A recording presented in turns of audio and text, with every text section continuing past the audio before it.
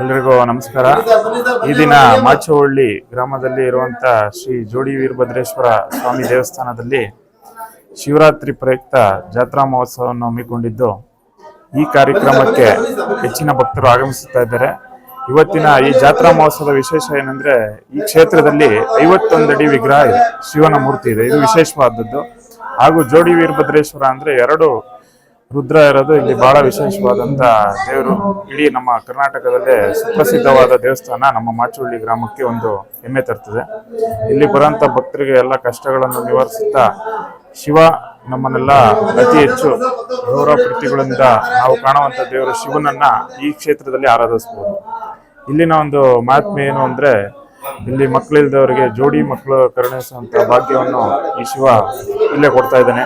ನಿಮ್ಮ ಹರಕೆಗಳನ್ನ ಇವ್ರ ಮುಂದೆ ಹೇಳಿದ್ರೆ ನಿಮ್ಮ ಯಾವುದೇ ರೀತಿ ಕಷ್ಟ ಇದ್ರೂ ತೀರಿಸ್ತಾನೆ. ಅದೇ ರೀತಿ ಪ್ರತಿ ವರ್ಷ ಇಲ್ಲಿ ಜಾತ್ರಾ ಮಹೋತ್ಸವ ಇದು ಮುಜರಾಯಿ ಇಲಾಖೆಗೆ ಸೇರಿರ್ತದೆ. ರುದ್ರೇಶ್ ಅವರು ನೇತೃತ್ವದಲ್ಲಿ ಗ್ರಾಮಸ್ಥರು ನಡೀತಾ ಇದ್ದಾರೆ. ಇವತ್ತಿನ ಕಾರ್ಯಕ್ರಮಕ್ಕೆ ಸುಮಾರು ಒಂದು 40,000 ಜನ ಬರುವಂತ ನಿರೀಕ್ಷೆ ಇದೆ.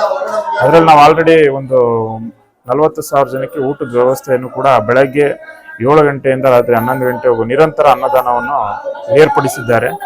ಈ ಕಾರ್ಯಕ್ರಮಕ್ಕೆ ಭಕ್ತಾದಿಗಳು ಮಾಚೋಹಳ್ಳಿ ಸುತ್ತಮುತ್ತಲ ಗ್ರಾಮಸ್ಥರು ಹಾಗೂ ತುಮಕೂರು, ಕುಣಿಗಲ್ಲು, ಇಡೀ ಕರ್ನಾಟಕ ರಾಜ್ಯದಿಂದ ನಮ್ಮ ಕ್ಷೇತ್ರಕ್ಕೆ ಈ ಕ್ಷೇತ್ರಕ್ಕೆ ಬರ್ತಾ ಇದ್ದಾರೆ.